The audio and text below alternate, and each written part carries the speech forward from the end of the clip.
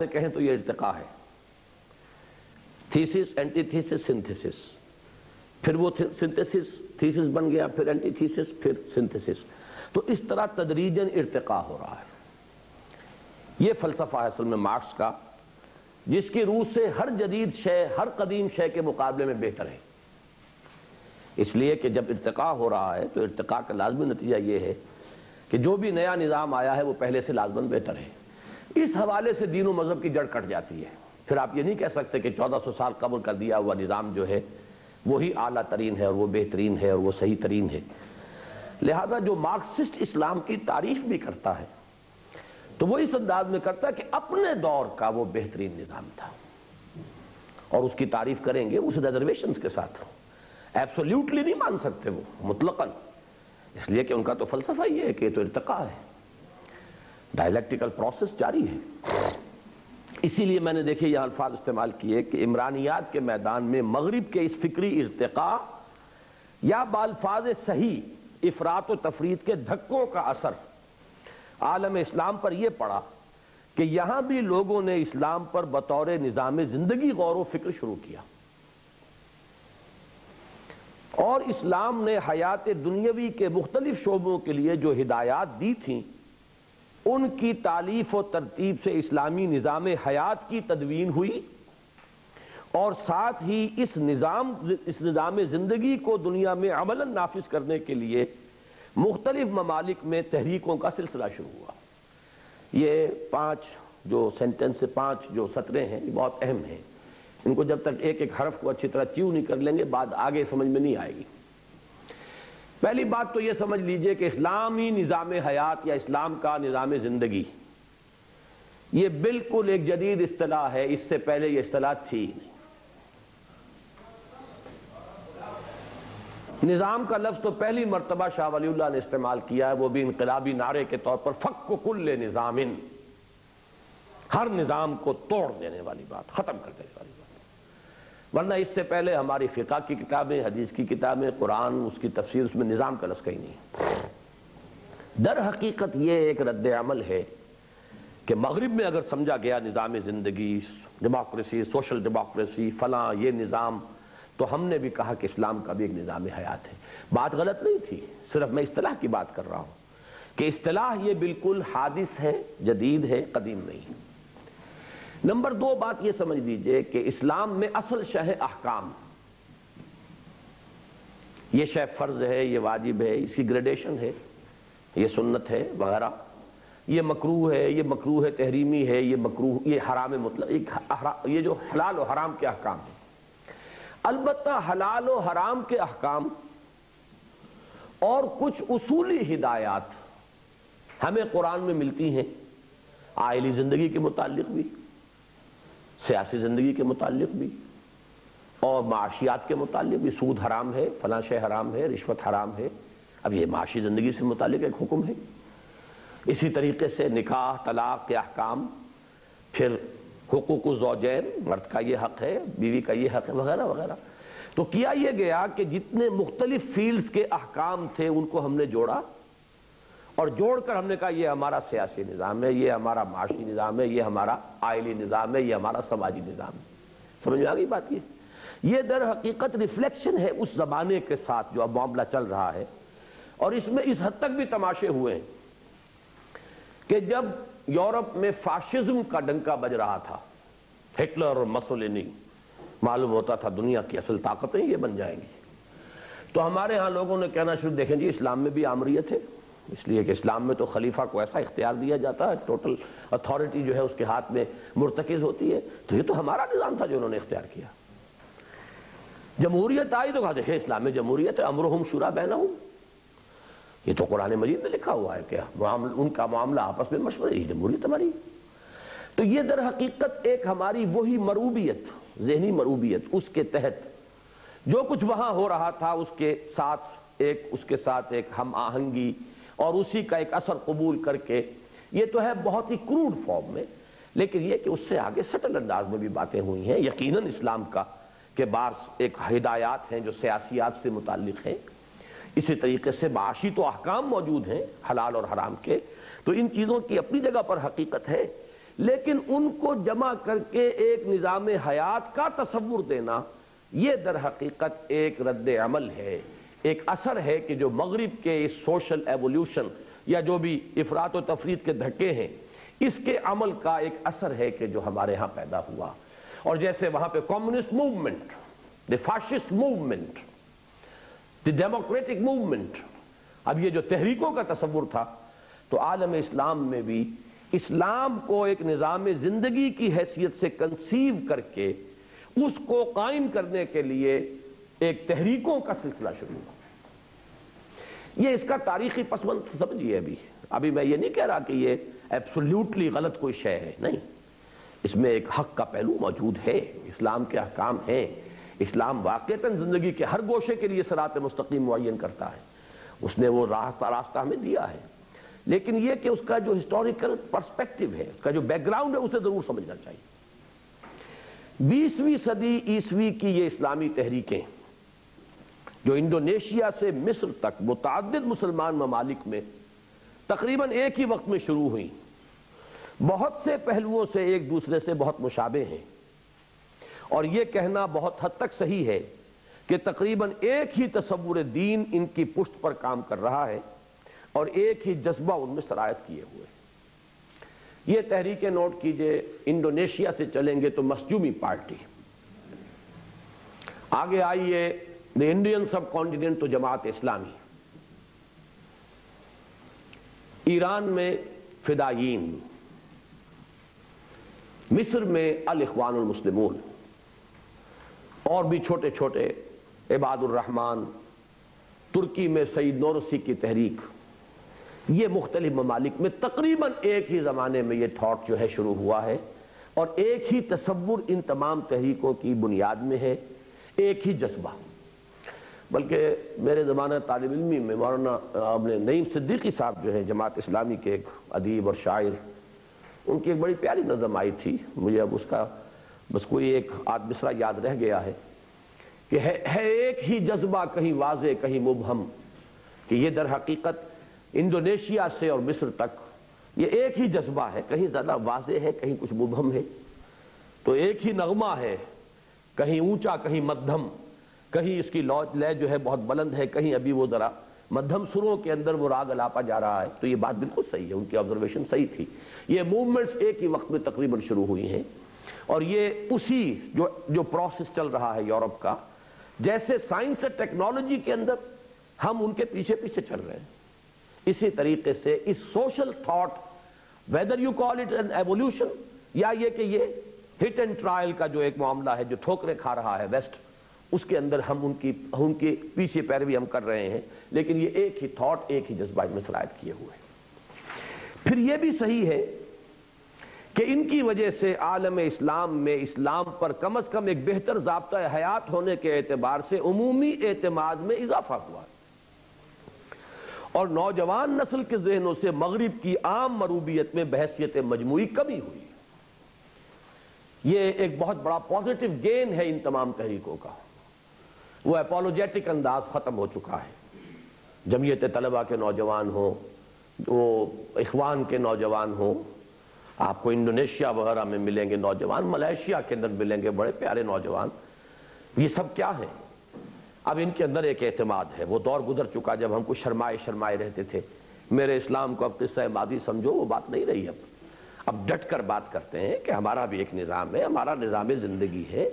We have a better system of life, ہمارا ایک سیاسی نظام ہے، وہ تمہارے سیاسی نظام سے بہتر ہے، ہمارا ایک معاشی نظام ہے، وہ تمہارے معاشی نظام سے بہتر ہے، وغیرہ وغیرہ۔ تو ایک اعتماد پیدا ہوا ہے، ایک بہتر ضابطہ حیات ہونے کے اعتبار سے عمومی اعتماد میں اضافہ ہوا ہے۔ اس میں ویسے ایک شخص کے اعتبار سے سب سے بڑا حصہ میرے نزدیک وہ علامہ اقبال کا ہے۔ ان کے اشعار نے اس خود اعتمادی کی فضا اور مسلمان نوجوان کو ایک جذبہ کہ سبق پھر پڑھ شجاعت کا، عدالت کا، صداقت کا، لیا جائے گا تجھ سے کام دنیا کی امامت کا، یہ جو نعرہ ایک لگایا تھا، اور فرنگی تہذیب کو جو انہوں نے چیلنج کیا تھا کہ دیار مغرب کے رہنے والوں، خدا کی بستی دکان نہیں ہے، کھرا جسے تم سمجھ رہے ہو وہ اب زرے کم عیار ہوگا، تمہاری تہذیب اپنے خنجر سے آپ ہی خودکشی کرے گی، جو شاخ نازک پہ آشیانہ بنے گا ناپائیدار ہوگا۔ تو میں یہ سمجھتا ہوں کہ ایز اے سنگل پرسن سب سے زیادہ کریڈٹ اقبال کو جاتا ہے۔ اس نے جس طرح ویسٹ سے آنکھوں میں آنکھیں ڈال کر بات کی، بلکہ ایک طرح سے کنٹمپٹ کے ساتھ، حقارت کے ساتھ ویسٹ سے خطاب کیا، یہ جو ہے اس سے ایک اعتماد پیدا ہوا ہے اقبال کے پڑھنے والوں میں۔ لیکن یہ کہ پیمانہ جو ہے بڑے پیمانے پر ان تحریکوں نے پھر اس کام کو کیا ہے کہ جو اس کا پازیٹیو پوائنٹ ہے وہ نوٹ کر لیجئے کہ یہ بھی صحیح ہے کہ ان کی وجہ سے عالم اسلام میں اسلام پر کم از کم ایک بہتر ضابطہ حیات ہونے کے اعتبار سے عمومی اعتماد میں اضافہ ہوا ہے، اور نوجوان نسل کے ذہنوں سے مغرب کی عام مروبیت میں بحیثیت مجموعی کمی واقع ہوئی ہے۔ اگلا پیراگراف جو آ رہا ہے یہ میرے نزدیک میری اس تحریر کا اہم ترین حصہ ہے۔ اس میں میں نے چند اور اسباب گنوائے ہیں کہ مغربی تہذیب کی بالادستی اور مروبیت میں جو کمی ہوئی ہے عالم اسلام میں، اس کے کچھ اسباب اور بھی ہیں، کنٹریبیوٹری فیکٹرز ہیں۔ کچھ اور اس کے لیے اسباب اور محرکات ہیں جن کی وجہ سے وہ اپولوجیٹک انداز نہیں رہا ہے کہ جو پچھلی صدی جو تھی 19ویں صدی عیسوی اس کے آخر میں تھی، جبکہ سر سید احمد خان تھے۔ اب جو ہے صورتحال بہت بدل چکی ہے۔ ان میں جہاں ان تحریکوں کا کنٹریبیوشن ہے جو میں پہلے بیان کر چکا، مزید فیکٹرز بھی ہیں۔ وہ کون کون سے ہیں؟ مغربی فلسفہ و فکر اور تہذیب و تمدن سے مروبیت میں عمومی کمی کے کچھ دوسرے اسباب بھی ہیں۔ مثلا ایک یہ کہ مغرب کے سیاسی غلبے اور عسکری تسلط کا جو سیلاب تیزی سے آیا تھا وہ نہ صرف یہ کہ رک گیا ہے بلکہ مختلف ممالک میں قومی تحریکوں نے اس کا رخ پھیر دیا ہے، اور مغرب اپنی سیاسی بالادستی کی بساط رفتہ رفتہ طے کرنے پر مجبور ہو گیا ہے۔ یہ ایک ہسٹوریکل فیکٹر ہے۔ وہ سیلاب جس طرح آیا تھا تیزی کے ساتھ، ایسے ہی ریسیڈ بھی کر گیا ہے۔ چنانچہ یہ پچھلے 50 سال میں آپ کو معلوم ہے کہ تقریباً تمام جو ہے تھرڈ ورلڈ وہ کم سے کم براہ راست عسکری اور سیاسی غلامی جو ہے براہ راست اس سے نجات پا چکی ہے۔ کلچرل ڈومینیشن ہے، ٹیکنیکل ہے، سائنٹیفک ہے، معاشی طور پر ان کے ہتھ کنڈے ہیں جنہوں نے ہمیں جکڑا ہوا ہے، یہ اپنی جگہ پر ہیں، لیکن براہ راست غلامی سیاسی اور عسکری۔ اب کوئی انگریز کھڑا ہو کر یہ نہیں کہتا ہے کہ will you be governed by sword اور بائی پین، وہ رعونت ختم ہوئی ہے۔ بلکہ نیچے میں نے لکھا ہے کہ دولت برطانیہ نے جس طرح رفتہ رفتہ اپنی عظمت کی بساط لپیٹی ہے، وہ تو اس دور کا نہایت ہی عبرت آمیز واقعہ ہے۔ وہ سلطنت جس پر کبھی سورج غروب نہیں ہوتا تھا وہ خود غروب ہو گئی ہے، کوئی حیثیت نہیں۔ ورلڈ پالیٹکس میں تو کوئی حیثیت ہے ہی نہیں۔ وہ اپنے گھر میں تھریٹنڈ فیل کر رہے ہیں کہ یہ جو امیگرینٹس ہیں یہ آ رہے ہیں یہاں پر، اور ہم تو یہاں پر شاید جو ہے اقلیت بن جائیں گے، یہ ڈومینیٹ کر جائیں گے۔ اس لیے کہ جو ہندوستان سے آ گئے، پاکستان سے آ گئے، ویسٹ انڈیز سے آ گئے، ان کا ریٹ آف ملٹیپلیکیشن جو ہے آبادی بڑھنے کا وہ اتنا تیز ہے کہ دے فیل تھریٹنڈ کہ یہ تو ڈومینیٹ کر جائیں گے۔ آج وہ چھوٹا سا جزیرہ بھی اب ان کے پاس جو ہے وہ اس معنی میں نہیں رہا جہاں وہ اپنے آپ کو محفوظ خیال کرتے ہو۔ یہ ساری جو وہاں پر ہوتی ہے امیگرینٹس کے خلاف جو ایک ری ایکشن ہوتا ہے اس کے سبب یہ۔ تو پہلا سبب تو یہ ہے جس کی وجہ سے چونکہ مروبیت بھی اسی سے ہوئی تھی لہذا مروبیت میں کمی بھی ہوئی، اور اگرچہ تحفظ و حمایت کے پردے میں سیاسی بالادستی اور تعاون کے اور امداد کے پردے میں معاشی تفوق اور برتری کے بندھن ابھی باقی ہیں، تاہم تقریباً پورا عالم اسلام مغربی طاقتوں کی براہ راست محکومی سے آزادی حاصل کر چکا ہے، پہلی بات۔ دوسرے یہ کہ مغربی تہذیب و تمدن کا کھوکھلا پن تجربے سے ثابت ہو گیا، اور خود مغرب میں محسوس کیا گیا کہ اس کی بنیاد غلط اور تعمیر کج ہے، خصوصاً جب مادہ پرستانہ الحاد جب اپنی منطقی انتہا کو پہنچا اور اس کے کوکھ سے سوشلزم اور کمیونزم نے جنم لیا، اور اس نے انسانیت کی بچی کچھی اقدار کو بھی ٹھوس معاشی مسئلے کے بھیٹ چڑھانا شروع کیا، تو خود مغرب پریشان ہو گیا، اور وہاں بھی نہ صرف انسانیت بلکہ دبی آواز میں روحانیت تک کا نام لیا جانے لگا۔ اس لیے کہ ویسٹ جو ہے یورپ اور امریکہ یہ تو ڈیموکریسی کے قائل ہیں، حریت، فریڈم یہ ان کا کیچ ورڈ ہے،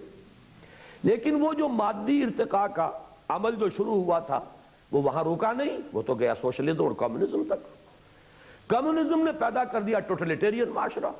استبداد کی آخری انتہا۔ آزادی کس چڑیا کا نام ہے؟ آزادی بھی تو ماورائی شے ہے، اصل شے تو پیٹ ہے، اصل مسئلہ معاشی ہے۔ جب ٹھوس ہی مسئلے اہم تر ہے تو سب سے ٹھوس جو ہے وہ تو معاشی مسئلہ ہے۔ تو انہوں نے کہا یہ آزادی و آزادی کی چڑیا جو ہے خام خواہ اس کے گن گاتے ہو، اس کی فکر نہ کرو، اصل مسئلہ جو ہے وہ پیٹ کا ہے۔ پیٹ معاش کے ٹھوس مسئلے کو انہوں نے ترجیح دی۔ تو نتیجہ یہ ہوا کہ اب یورپ میں محسوس ہوا کہ ہم تو کسی غلط رخ پر جا رہے ہیں۔ لہذا آپ حیران ہوں گے، آپ کے علم میں شاید یہ نہ ہو، ایک دور میں انہوں نے، امریکہ وغیرہ نے، لاکھوں کی تعداد میں گیتا چھپوا کر ہندوستان بھیجی، گلوریس قرآن ملینز کی تعداد میں شائع کر کے مسلمان ممالک کے اندر بھیجا کہ خدا کے لیے اپنے مذہب کو سمجھو تم، اور کم سے کم کمیونزم سے تو راستہ جو ہے اس کا راستہ بند کرو۔ یہ کسی مذہب سے کوئی دلچسپی انہیں نہیں تھی، نہ گیتا سے ہو سکتی ہے نہ قرآن سے، لیکن گلوریس قرآن کے وہ نسخے بڑے خوبصورت، وہ لاکھوں کی تعداد میں تقسیم کی، اس لیے کہ جو یہ چلا آ رہا تھا سیلاب رشین ڈومینیشن کا، اور کمیونزم جو ان کے نظام زندگی جو ہے ڈیموکریسی جو اس کے لیے تھریٹ بن چکی تھی، اب اس کو روکنے کے لیے مذہب کے سوا کوئی اور راستہ نہیں تھا۔ لہذا مذہب کے احیاء کی اور روحانیت اور آزادی کے ساتھ روحانیت اور مذہب کی باتیں بھی یورپ میں کی گئیں، لہذا یہ ایک دوسرا فیکٹر ہے۔ تیسرے یہ کہ نہ صرف یہ کہ خود سائنس کی قطعیت اور حتمیت ختم ہو گئی، یہ میں پہلے بیان کر چکا ہوں۔ یہ آئنسٹائن ایرا جو ہے فزکس کا، اس نے سائنس کے تصورات ہی بدل کر رکھ دیے، اور کچھ نئے نظریات نے نیوٹن کی طبیعیات اور یوکلیڈسی ہندسے کی بنیادیں ہلا کر رکھ دی، یوکلیڈین جیومیٹری، ان سب کا معاملہ جو ہے ختم ہو گیا، بلکہ خود مادہ ٹھوس نہ رہا اور تحلیل ہو کر قوت محض کی صورت اختیار کر گیا۔ چنانچہ ما وراء طبیعیاتی عقائد کا اقرار نسبتاً آسان ہو گیا، اور مذہب کو بحیثیت مجموعی کسی قدر سہارا ملا،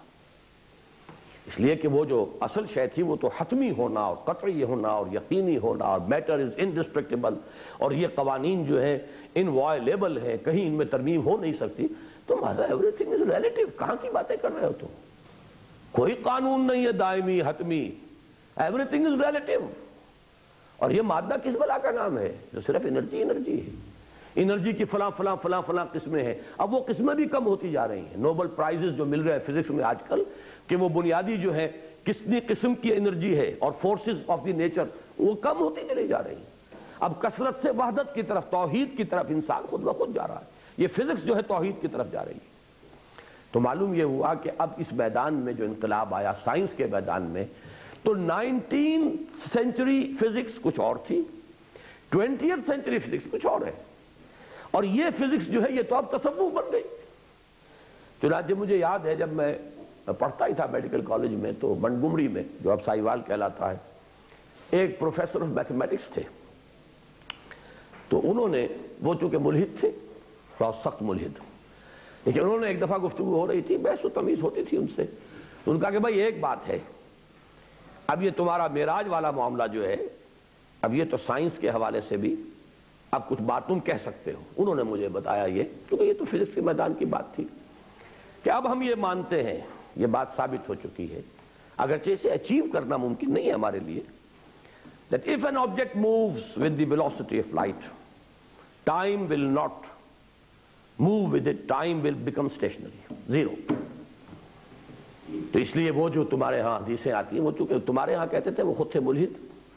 تمہارے ہاں جو وہ حدیثیں ہیں کہ حضور جو ہیں وہ سارا سفر طے کر کے آگے، اور پانی ابھی بہہ رہا تھا اور کنڈی ابھی ہل رہی تھی، تو اٹ میک سینس، بات اب سمجھ میں آتی ہے۔ اور یہ بات سمجھ لیجیے اچھی طرح، واقعہ یہ ہے، ایک بہت اہم نکتہ ہے یہ، آج ایمان بالغیب کے ضمن میں ہمارے لیے اتنی سہولتیں ہیں کہ آج سے 1000 برس پہلے کے انسان کو اس ایمان بالغیب کے لیے بہت زیادہ محنت کی ضرورت تھی۔ اب مثلا یہ بات، ما یلفظ من قول الا لدیہ رقیب عتید، یہ خالص ایمان بالغیب کی بات تھی، ماننا پڑتا ہے، ہر چیز لکھی جا رہی ہے، ہر چیز ریکارڈ ہو رہی ہے، ہر شے چھوٹی سے چھوٹی وہ محفوظ ہو رہی ہے۔ اب آج سے 1000 سال کا پہلے کا آدمی کیسے اس کو باور کرتا؟ اسے صرف ڈوگمے کی حیثیت سے، عقیدے کی حیثیت سے، ایمان بالغیب کی حیثیت سے ماننا تھا۔ آج آپ کے لیے کتنی سہولت ہے، ٹیپ ریکارڈر کا کانسیپٹ آپ کے پاس موجود ہے، ریکارڈ ہو رہا ہے، بٹن کے سائز کے ٹیپ ریکارڈر لگا ہوا ہے اور سب کچھ جو ہے ریکارڈ ہو رہا ہے، آپ کی پوری لائف کی جو ہے فلم ہو سکتی ہے، بن رہی ہے، آج ہمیں معلوم ہے، یہ ساری لائٹ ویوز جا رہی ہیں، ڈسیپیٹ ہو رہی ہیں، ان سب کو ریکیپچر کیا جا سکتا ہے، پوری کی پوری تصویر جو ہے وہ دوبارہ بلڈ اپ کی جا سکتی ہے، اور مختلف سیاروں تک وہ ویوز جو پہنچی ہوئی ہیں، کچھ پتہ نہیں وہاں وہ امپریشنز قائم ہوں، وہ پکچرز بنی ہوئی ہوں۔ اور جیسے کہ میں کہا کرتا ہوں وہ سورہ کہف کی آیت کہ جس وقت وہ اعمال نامہ رکھا جائے گا، وَوُضِعَ الْكِتَابُ فَتَرَى الْمُجْرِمِينَ مُشْفِقِينَ مِمَّا فِيهِ وَيَقُولُونَ يَا وَيْلَتَنَا مَا لِهَذَا الْكِتَابِ لَا يُغَادِرُ صَغِيرَةً وَلَا كَبِيرَةً إِلَّا أَحْصَاهَا وَوَجَدُوا مَا عَمِلُوا حَاضِرًا وَلَا يَظْلِمُ رَبُّكَ أَحَدًا۔ جب وہ اعمال نامہ رکھ دیا جائے گا تو لوگ چیخ اٹھیں گے، پکار اٹھیں گے، یہ کیسا ریکارڈ ہے جس نے مائنیوٹس ڈیٹیلز کو بھی اومٹ نہیں کیا ہے، پکار اٹھیں گے لوگ۔ تو میں یہ کہا کرتا ہوں کہ ایک جوائنٹ کمپیوٹر جس میں آپ کی پوری فلم بھی محفوظ ہے، پوری لائف کی،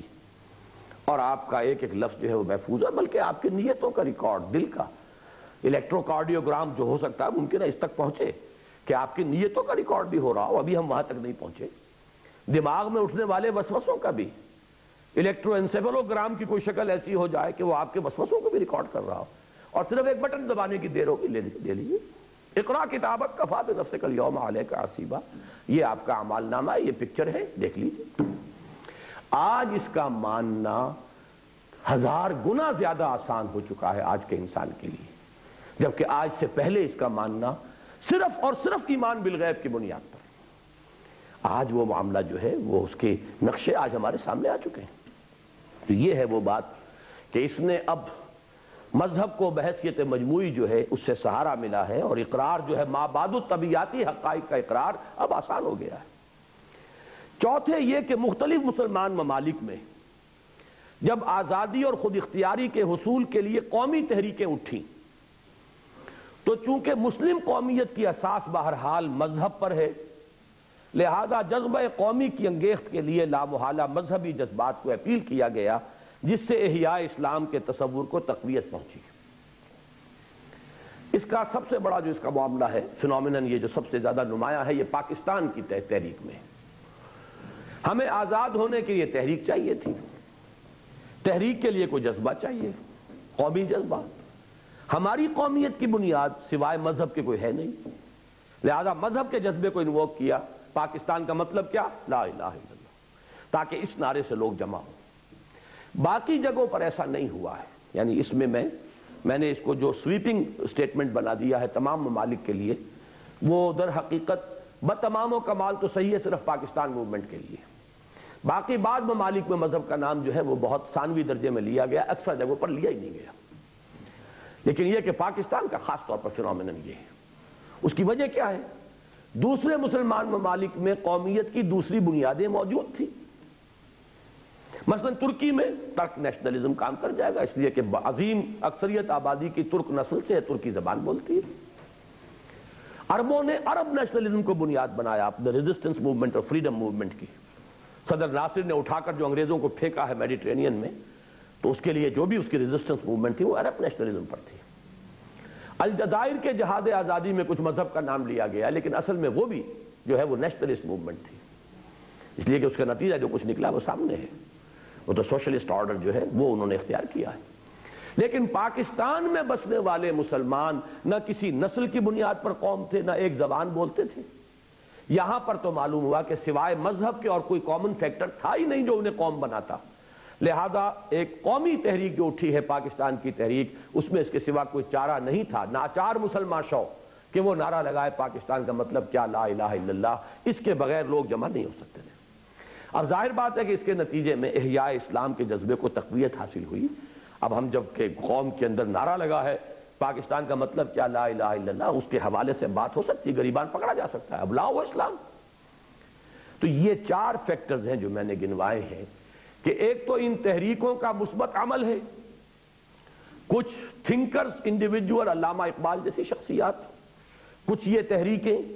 ان کے نتیجے میں عالم اسلام کے اندر، نوجوانوں کے اندر، جدید تعلیم یافتہ لوگوں اسلام اور اسلامی نظام پر اعتماد کے اندر اضافہ ہوا، ایک جذبہ بیدار ہوا احیاء اسلام کا۔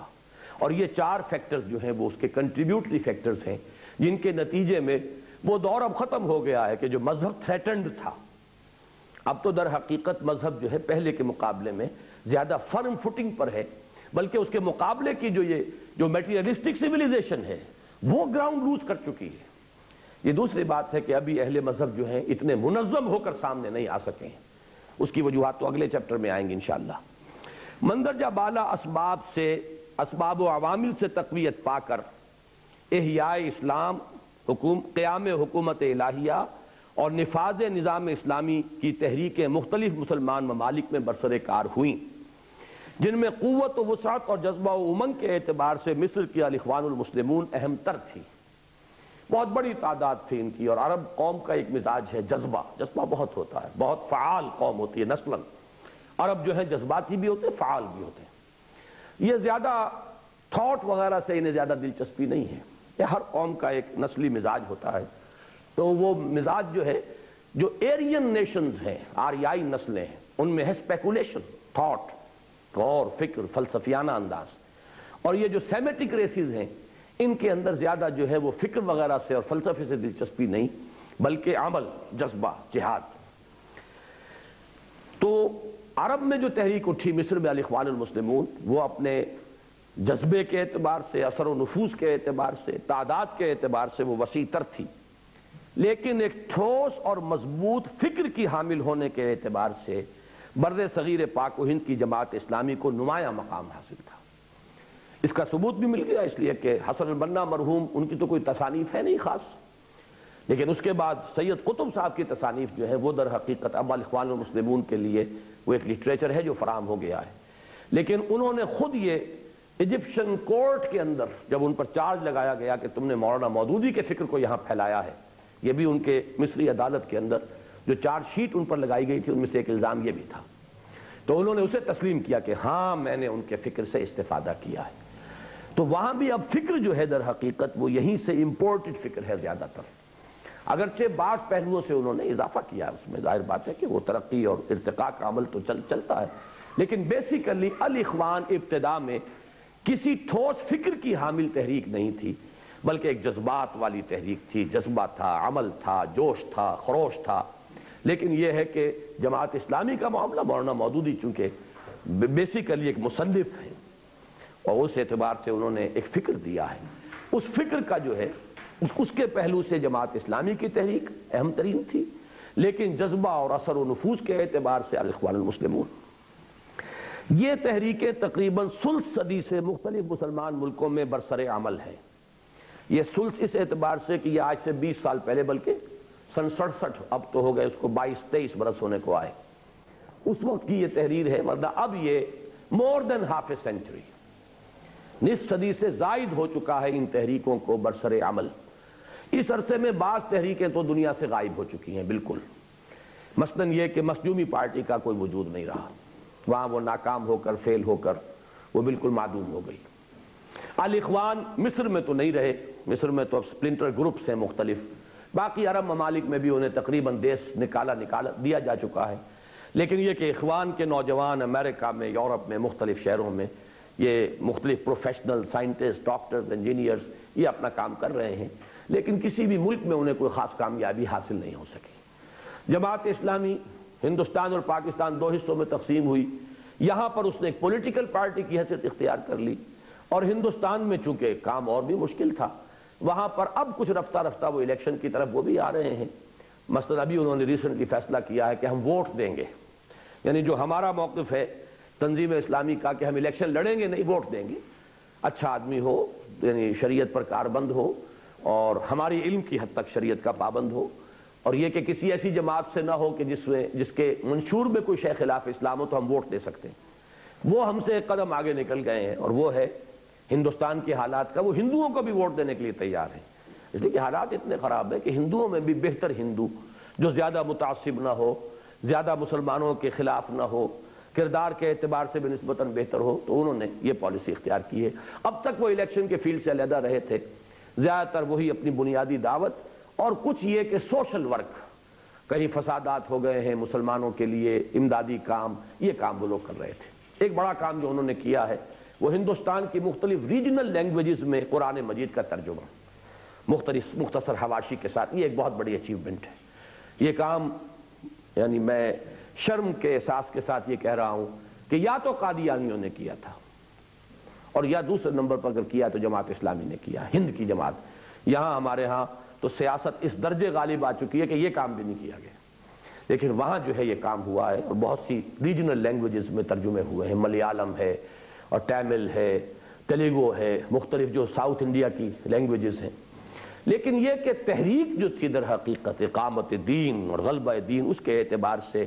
یہ 50 برس سے زائد ہو چکے ہیں، لیکن یہ کہ وہ تحریکیں کہیں کامیاب نہیں ہوں۔ ایران کے فدائین بھی ختم ہو چکے تھے۔ یہ جو فنومینن ہوا ہے خمینی ریولوشن، یہ بالکل اس سے ایک مختلف شے ہے، ورنہ فدائین کا وجود جیسے کہ مخدومی پارٹی ختم ہو گئی تھی، فدائین کا وجود بھی نہیں رہا، یہ ایک ہی وقت میں ابھری تھی۔ جماعت اسلامی اور الاخوان یہ موجود رہی ہیں، ابھی تک ہیں، جو ان کا جو حال ہے وہ اب پڑھ لیجئے۔ یہ تحریکیں تقریباً ثلث صدی سے، بلکہ جیسا کہ میں نے عرض کیا اب یہ نصف سے زائد صدی سے مختلف مسلمان ملکوں میں برسر عمل ہیں، اور ملت اسلامی کی نوجوان نسل کا ایک خاصا قابل ذکر حصہ ان کے زیر اثر آیا ہے، لیکن عملاً ان میں سے کسی کو کوئی نمایاں کامیابی کہیں حاصل نہیں ہو سکی، بلکہ ایسا محسوس ہوتا ہے کہ یہ تحریکیں اپنا وقت پورا کر چکی ہیں اور اسلام کی نشأت ثانیہ کے خواب کی تعبیر کا وقت ابھی نہیں آیا۔ چنانچہ مصر میں اخوان المسلمون کا اندرون ملک تقریباً خاتمہ ہو چکا ہے، یہ اس وقت خاتمہ ہو گیا تھا، اور اس میں سے کچھ سپلنٹر گروپس نکلے ہیں کہ جو بڑے یعنی تشدد پسند تھے، اور پھر اور علیحدگیاں ہوئی ہیں۔ اب جیسا کہ میں نے عرض کیا ہے انہوں نے الیکشن میں حصہ لینے کا ارادہ کر کے اپنے آپ کو ایک پولیٹیکل پارٹی بنا لیا ہے، اور اس کے باقیات الصالحات جلا وطنی کے عالم میں دول عرب کی باہمی آویزش کے سہارے جی رہے ہیں۔ مختلف عرب ممالک ہیں، آپس میں لڑتے ہیں، تو کسی وقت کوئی ایک ملک جو ہے اخوانیوں کو پناہ دے دیتا ہے دوسرے کے مقابلے میں۔ سعودی عرب نے بہت سے اخوان کے لوگوں کو پناہ دی، اس لیے کہ کشمکش پولیٹیکل چل رہی تھی سعودیوں کے درمیان اور جنرل ناصر کے درمیان، لہذا وہ جو مصر سے لوگ نکلتے تھے سعودی عرب میں انہیں پناہ ملتی تھی۔ حسن البنا رحمۃ اللہ علیہ کے داماد ڈاکٹر نام ایک دم ذہن سے میرے نکل گیا ہے، وہ ان کے داماد جو تھے وہ بہت عرصے تک سعودی عرب میں رہے ہیں، لیکن یہ کہ ان کو وہاں کام کرنے کی اجازت نہیں، اس لیے کہ بادشاہت کا نظام ہے، اگر یہاں پر کوئی سیاسی عمل شروع ہو جائے تو ان کی بادشاہت کو خطرہ ہے۔ رہی بر صغیر کی تحریک اسلامی تو اس کا جزو اعظم پاکستانی سیاست کے نظر ہو چکا ہے، اور اب اس کا مقام تحریک جمہوریت کی حاشیہ برداری سے زیادہ کچھ نہیں رہا۔ ان تحریکوں کی ناکامی کا سبب بظاہر تو یہ ہے کہ انہوں نے بے صبری سے کام لیا اور اپنے اپنے ملکوں میں سوچنے سمجھنے والے لوگوں کی اکثریت کے ذہنوں کو بدلے بغیر سیاست کے میدان میں قدم رکھ دیا، جس کے نتیجے میں قومی قیادتوں اور ترقی پسند عناصر سے قبل از وقت تصادم کی نوبت آ گئی، لیکن در حقیقت ان کی ناکامی براہ راست نتیجہ ہے ان کے تصور دین کی خامی اور مطالعہ اسلام کے نقص کا۔ اس کی میں وضاحت نہیں کر رہا، صرف یہ 4-5 سطریں جو ہے پڑھ لی ہیں، اصل میں اس پر گفتگو جو ہے تفصیلاً وہ اب آئندہ سے مراد اب کل ہی ہے، 11 بجے وقت پر ذرا یہاں پہنچ جائیے۔ میں خاصی مشقت جو ہے لے رہا ہوں اس کام کے لیے، تو آپ حضرات بھی ذرا اس پر اپنی توجہ جو ہے مناسب حد تک صرف کریں۔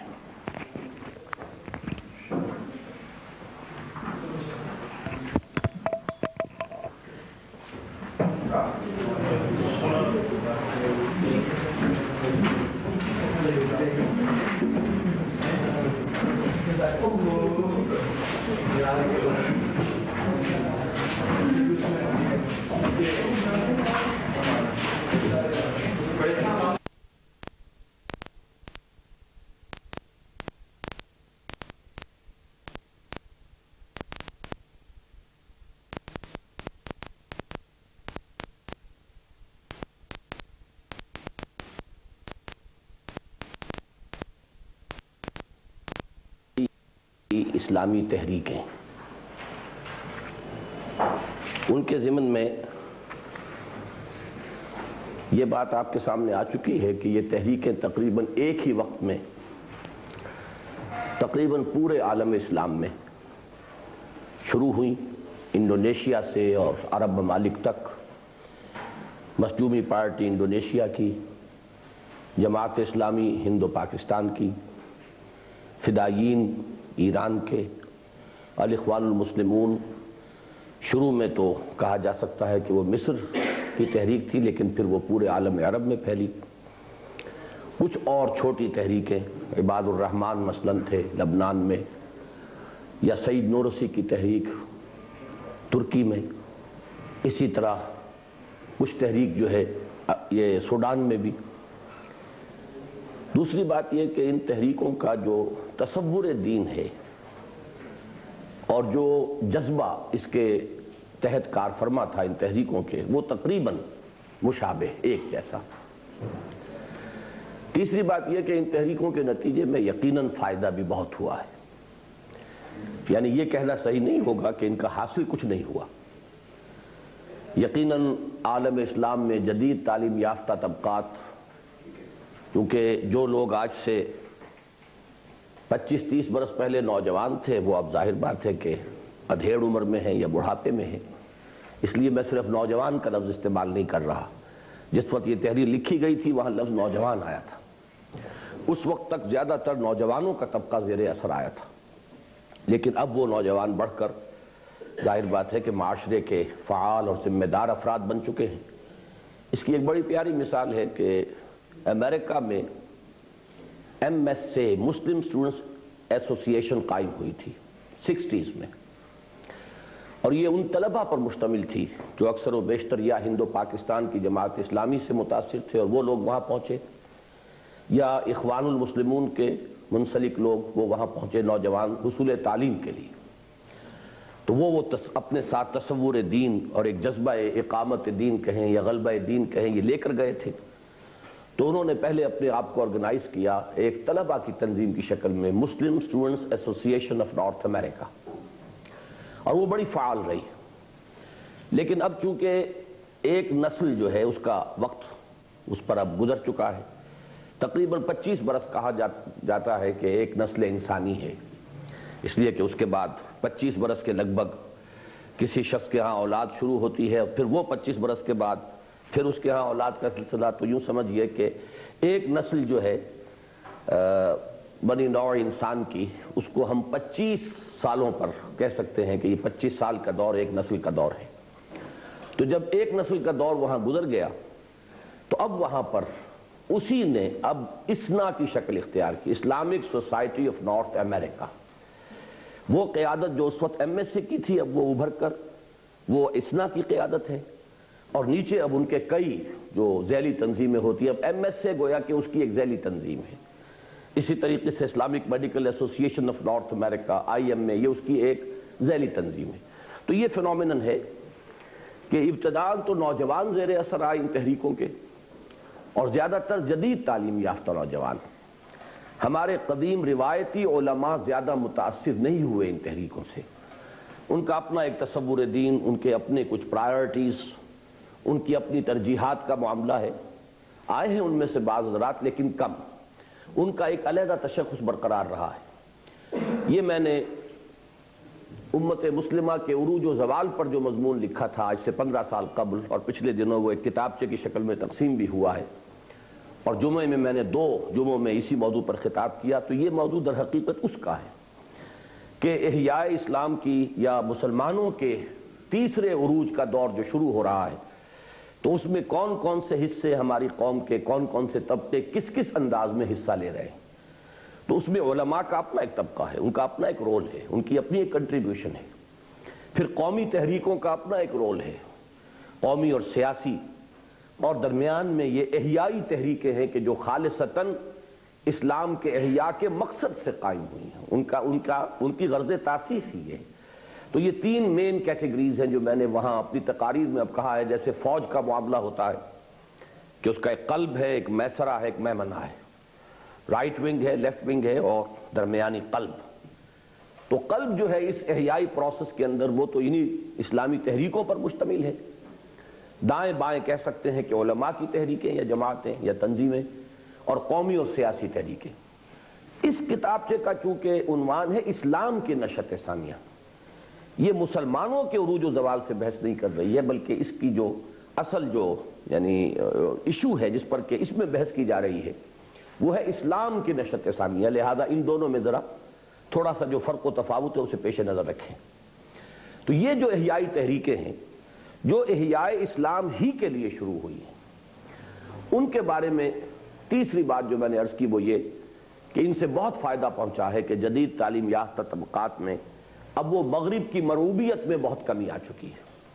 ایک اعتماد ہے کہ ہمارا دین ہے، ہمارا نظام زندگی ہے، ہماری اپنی جو ہے وہ معیشت کا ایک نظام ہے، سیاست کا ایک نظام ہے، ہماری اپنی سماجی ویلیوز ہیں، اور اب ایک اعتماد کی فضا ہے پورے عالم اسلام میں، اور یہ یقیناً کنٹریبیوشن ہے بعض شخصیتوں کا جیسے کہ علامہ اقبال اور اکثر و بیشتر ان تحریکوں کا۔ لیکن دوسری طرف یہ بھی حقیقت ہے کہ ان تحریکوں کو کہیں بھی کوئی کامیابی حاصل نہیں ہو سکی۔ ایران کا جو انقلاب ہے وہ ایک علیحدہ ایک فنومینن ہے، اس کو ہم یہاں زیر بحث نہیں لائیں گے، اور اس کے بروئے کار آنے میں، برپا ہونے میں فدائین کا کہیں نام نہیں آیا۔ فدائین کی تحریک اسی طریقے سے ختم ہو گئی تھی جیسے کہ انڈونیشیا کی مسجومی تحریک ختم ہو گئی۔ تحریکوں کی حیثیت سے اگر باقی رہی ہیں اور اس وقت تک موجود ہیں تو وہ یا جماعت اسلامی ہے ہندوستان اور پاکستان میں، اور یا پھر اخوان المسلمون کے مختلف گروپس ہیں، ان کی کوئی ایک مرکزی تنظیم یا مرکزی قیادت تو اب موجود نہیں ہے، لیکن مختلف جگہوں پر ان کے گروپس جو ہیں وہ کام کر رہے ہیں۔ باقی تقریباً تمام تحریکیں ختم ہو چکی ہیں، اور ان دونوں تحریکوں کو بھی کہیں کوئی کامیابی بالفعل اس معنی میں حاصل نہیں ہوئی کہ کہیں وہ اسلامی نظام قائم ہو جاتا، اسلامی ریاست واقعتاً قائم ہو جاتی اور انقلاب برپا ہو جاتا۔ اب اس پر ہمیں آج گفتگو کرنی ہے کہ اس کے اسباب کیا ہیں۔ تو کل جو ہم نے اپنا مطالعہ ختم کیا تھا اس کا آخری پیرا پڑھ لیجئے دوبارہ، صفحہ 9 کا آخری پیرا۔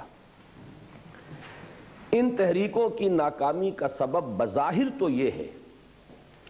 کہ انہوں نے بے صبری سے کام لیا اور اپنے اپنے ملکوں میں سوچنے سمجھنے والے لوگوں کی اکثریت کے ذہنوں کو بدلے بغیر سیاست کے میدان میں قدم رکھ دیا، جس کے نتیجے میں قومی قیادتوں اور ترقی پسند عناصر سے قبل از وقت تصادم کی نوبت آ گئی۔ لیکن در حقیقت ان کی ناکامی براہ راست نتیجہ ہے ان کے تصور دین کی خامی اور مطالعہ اسلام کے نقص کا۔ یہ ایک بڑا سیریس چارج ہے، اس کے بارے میں ہمیں بڑی سنجیدگی سے غور کرنا ہوگا۔ یہاں جو میں نے الفاظ استعمال کیے ہیں،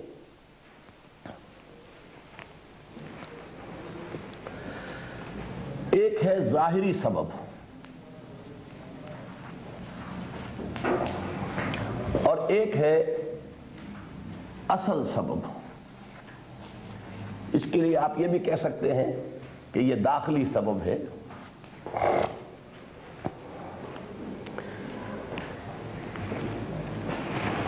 جو ظاہری یا خارجی سبب ہے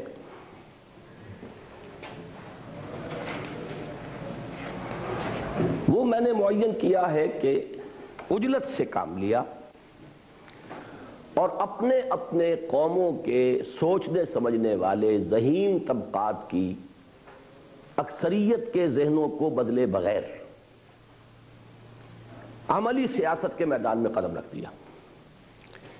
یہاں ایک لفظ کی تو میں ترمیم کرنا چاہوں گا کہ یہاں اکثریت کی بجائے معتدبہ کے الفاظ لکھیے۔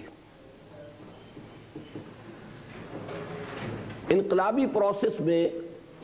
کبھی بھی اکثریت نہیں بدلا کرتی،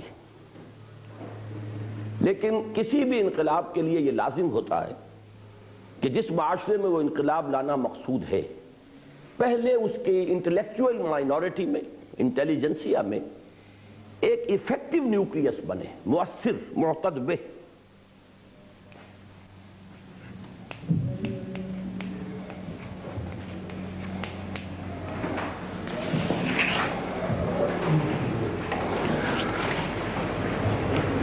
نتیجہ یہ نکلا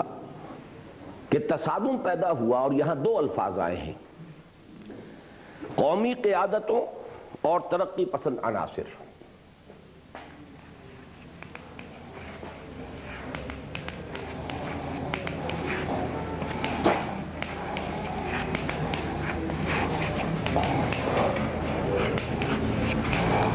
ان سے قبل از وقت تصادم۔ اب ان دونوں الفاظ کو ذہن میں رکھیے۔